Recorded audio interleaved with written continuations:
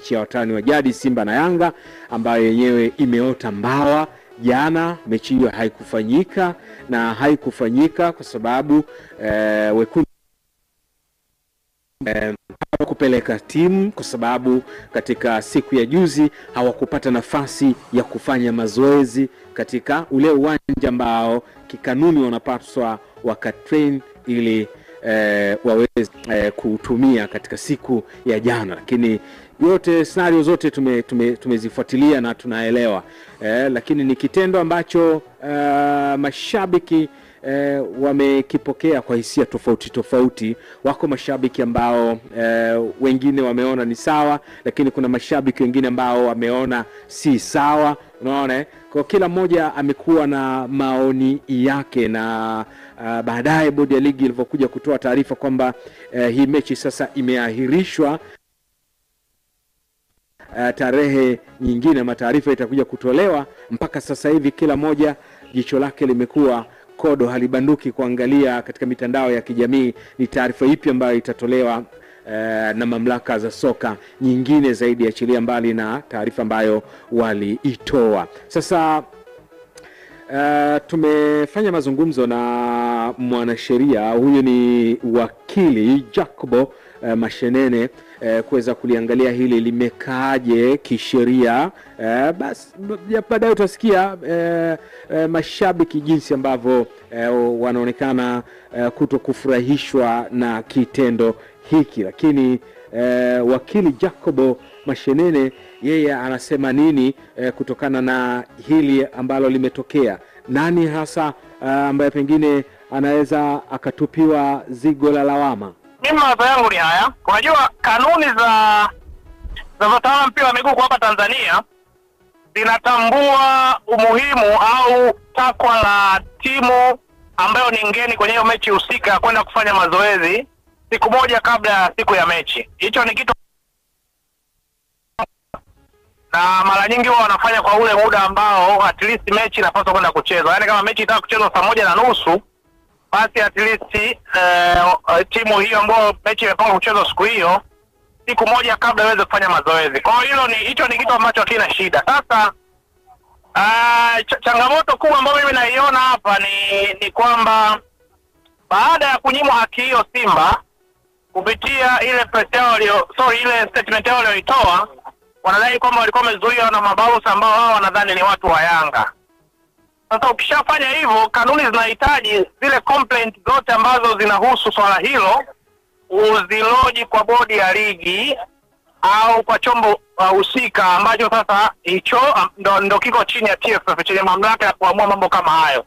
Hapa sasa tunazungumzia bodi ya ligi na ile kamati sasa ambao huwa inakaa kuweza kwa mambo hayo. Kwa mimi kwangu, kwa kuangalia taratibu zote, nakubaliana na Simba kwamba haki yao ya kufanya mazoezi ilikuwa imepokwa kwa namna moja. Naam. Lakini swala la kuahirisha mechi, wao kutoa statement kwamba wameirisha mechi, kikanuni swala hilo halijakaa sawa, kwa sababu mwenye mamlaka ya kuahirisha mechi ukisoma zile kanuni kwa sababu ambazo ziko pale ni bodi ile ya ligi ambayo sasa inasimamia hayo mashindano.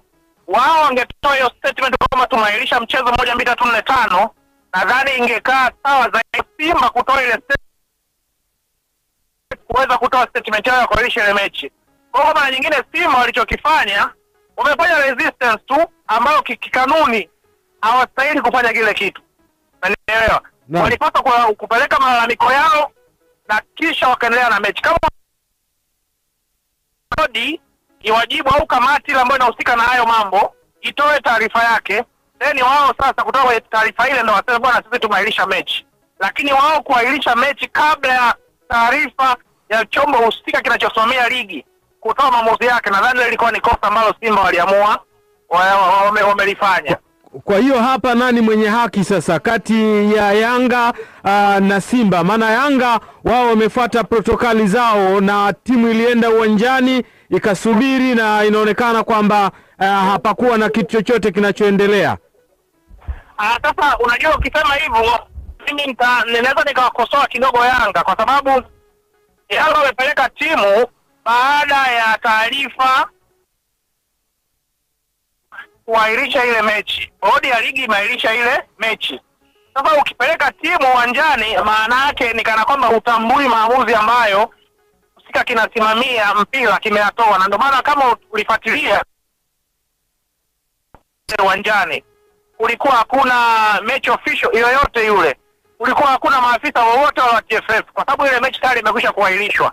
Sasa labda kama watakuwa na excuse nyingine ambayo Yanga watasema, ambayo nikisikiliza viongozi wao, mmoja kiongozi wao kwenye press alisema wao walikuwa hawana taarifa juu ya kuahirishwa kwa mechi hiyo. Sasa hiyo inaweza kuwa excuse yao, lakini kupeleka mechi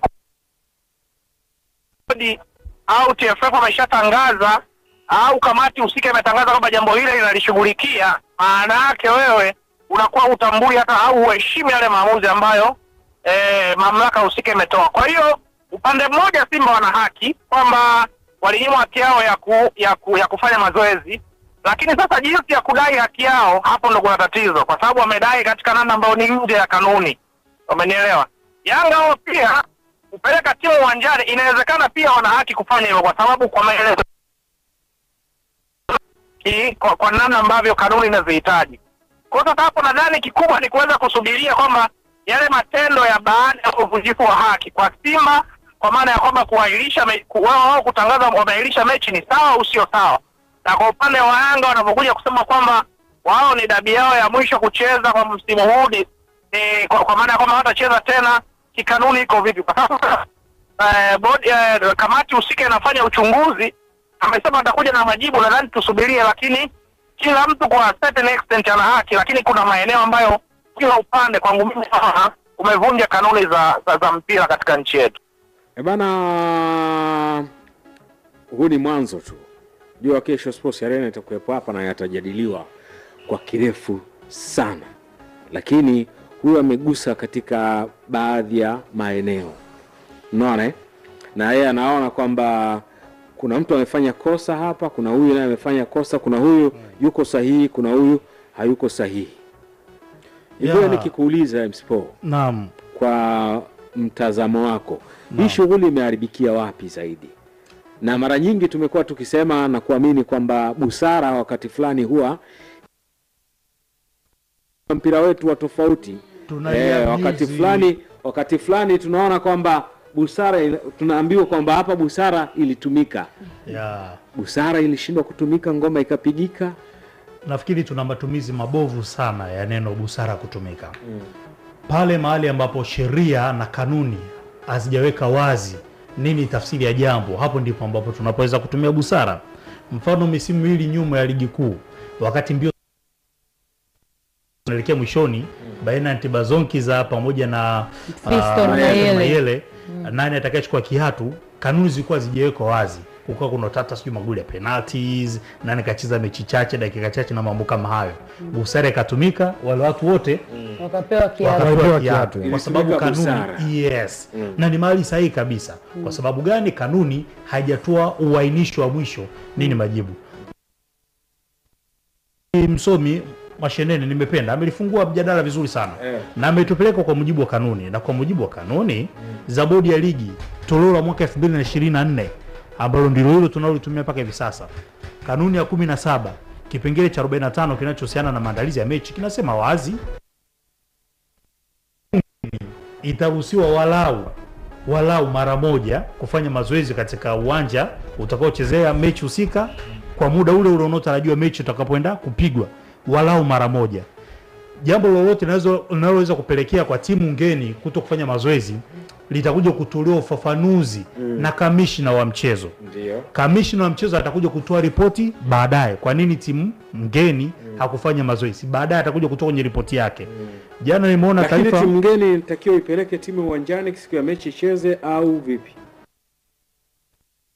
Ukienda kwenye sheria kwenye kanuni ya 37 ambayo hii sasa kanuni ya 34 ambayo hii sasa inahusiana na sababu zinazoweza kupelekea mechi kuhairishwa. Swala la kuto kupata nafasi ya kufanya mazoezi ya mwisho sio moja ya sababu zinazopelekea timu kuto kufika uwanjani au bodi kuahirisha mechi. Bodi kuahirisha mechi katika zile sababu 5 zilizoahirishwa pale. timu ya taifa kuwa na mchezo kwenye siku husika, klabu kuwa na wachezaji wasiopungua 3 kwenye timu ya taifa, kutokewa kwa tukio lisilo kuzuilika, force majeure, tukio ambalo ni la nje ya uwezo wa kibinadamu kuweza kuzuilika, au sababu yote yenye mashiko. Hivi vyote hakuna kilichoainishwa. Lakini ukienda mbali zaidi, mahali ambapo uhalali wa mnyama kuweza kuikimbia mechi ulikuwa unakosekana ni kwenye kanuni ya 31 ambayo inasema hivi, ndugu yangu, kutokufika uwanjani,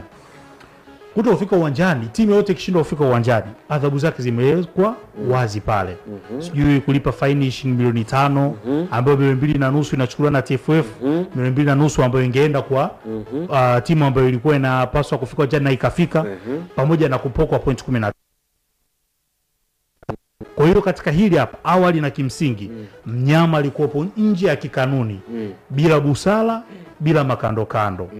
Huruma hailei mwana. Mnyama alikengeuka na sheria ilikuwa na cha kufuatwa.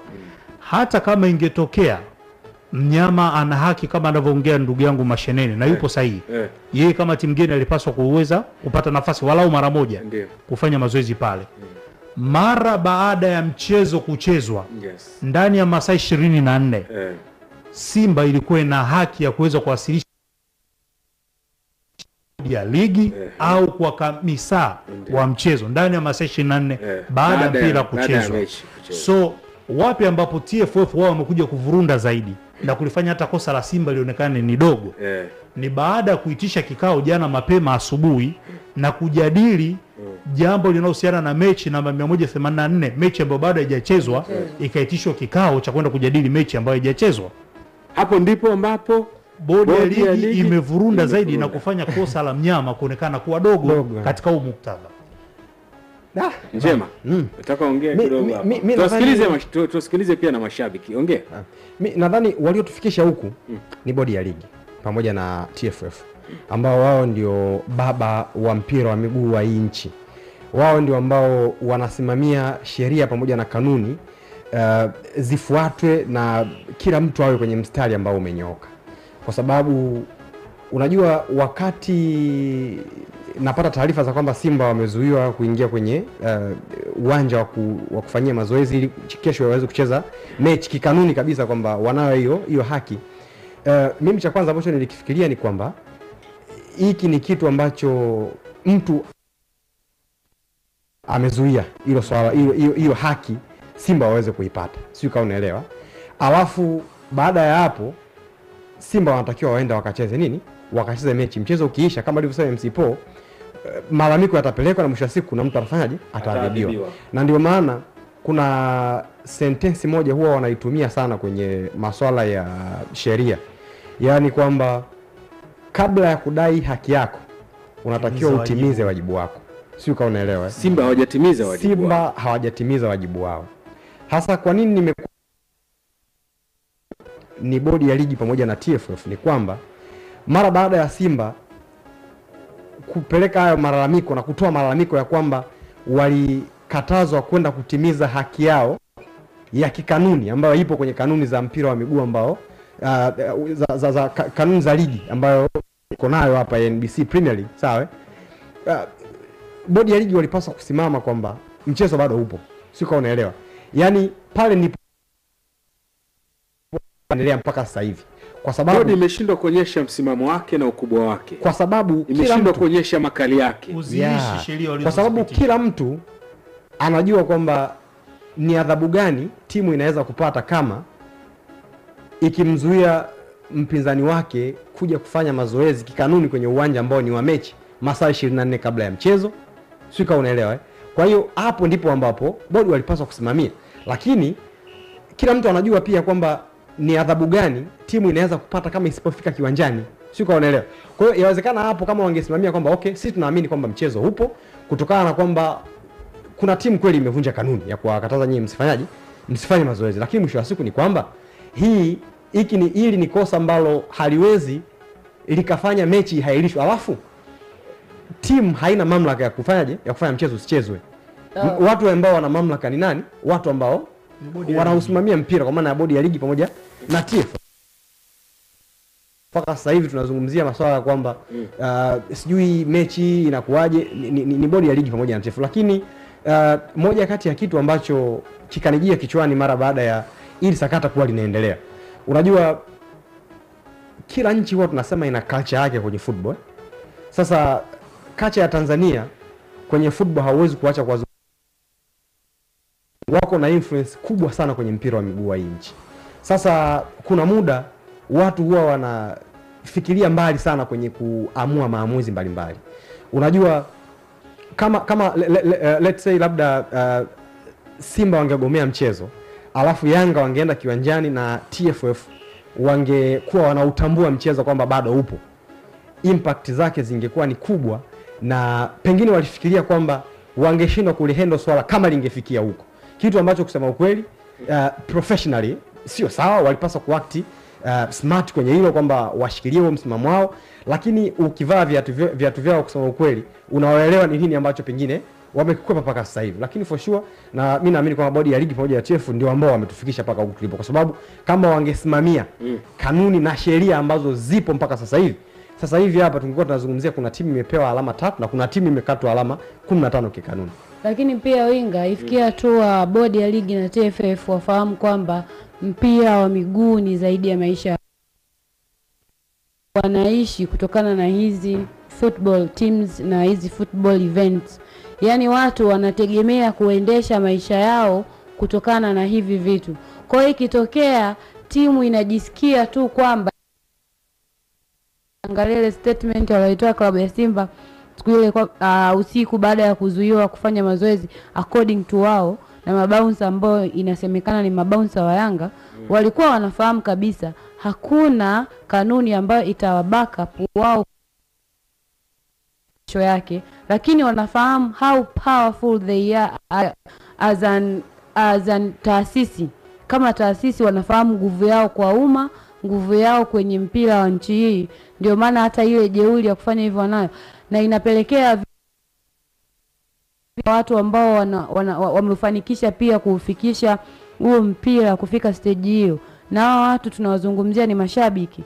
Mashabiki wa nchi hii wana haki pia mbalimbali za kufaidi mpira na kufaidi matunda. Mfano mzuri, kuna mtu labda alikuwa hana hata mpango wa kulipia kingamuzi chake, labda hiyo hela ya kulipia kingamuzi angefanyia kitu kingine, lakini anafahamu ni timu yake inaenda kucheza, anaamua kuvunja hadi ratiba zake analipia. Kuna mtu ametoka mbali, amesafiri mikoa na mikoa.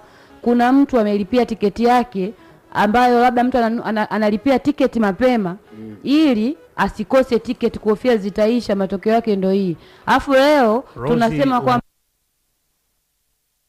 wamekopa pesa wamekopa pesa waweze kwenda kupika chakula kwa ajili ya mashabiki watakaohudhuria jana jioni uwanjani. Sasa Wamekopa pesa na wameshanunua mahitaji kwa ajili ya kwenda kuuza chakula. Ndio Unachukua jezi za jumla wakauze pale uwanjani ili wapate faida. Kamati ya masaa 72 inayopaswa kukaa baada ya mchezo kuchezeka inakaa kabla mchezo kuchezeka kujadili jambo ambalo kisheria wameelezea wazi kwamba klabu ya Simba haijafika imefika kwenye kutaka kufanya mazoezi ya mwisho pasipo kufanya mawasiliano. Wameweka wazi kabisa kwamba Simba Sports walikuja uwanjani pasipo kufanya mawasiliano. Nani wa kuwasiliana naye? Mmoja hapo commissioner. Commissioner yeye ndio angekuwa na mamlaka ya kuwasiliana na afisa usalama wa mchezo husika. Assistant superintendent, mrakibu msaidizi wa polisi Hashim Abdalla kutoka Dodoma. Kisha safiri kutoka Dodoma yupo Dar es Salaam kwa kuhakikisha usalama wa vilabu na mashabiki. Kama klabu inakuja uwanjani kwa ajili ya kufanya mazoezi, tuhakikishe protocol za usalama zimekaa namna gani. Hakuna mshabiki wa Yanga wala mshabiki wa Simba wala wa Kinuve United mwenye mamlaka ya kuzuia agizo la jeshi la polisi. Sasa hivi klabu ya Simba inaingia uwanja wa Benjamin Mkapa kwenda kufanya mazoezi. Hakuna mshabiki awe na umbo kubwa la kibouncer namna gani, protocol zinazoongelewa lazima zifuatwe. Hakuna yote anaweza kuzuia msafara wenye king'ora cha polisi usiingie ndani ya kiwanja.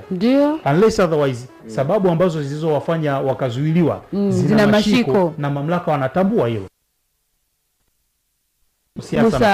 Kwa hiyo nilikuwa nasema winga ifikie stage au mashabiki ambao asilimia kubwa, kwa sababu hata ukiangalia ile structure ya uwanja wa Benjamin Mkapa, asilimia kubwa ya ile eneo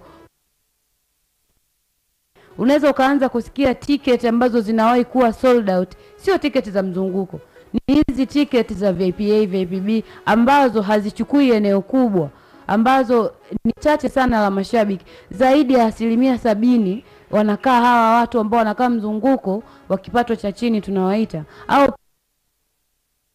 na mchango kwenye mpira wa nchi hii. Hawa ndio mashabiki ambao ukiwakuta wanaziongelea hizi timu, ukiwakuta wanazipambania, basi ifikia tu wanao thamani yao ionekaneje kwa wanastahili, ambao ni haki ya burudani. Kwa timu isijigundue tu kwamba sisi tuna nguvu kiasi hichi, tunaweza kucheza na maamuzi yoyote ya kimpira nchi hii na tusiadhibiwe bila kumzingatia ushabiki wa hali ya chini. Kutokufanyika kwa mchezo huu hudhunisha mashabiki wengi wa soka. Alafu si wa Simba tu peke yao. Si wa Yanga na wala si wa Yanga.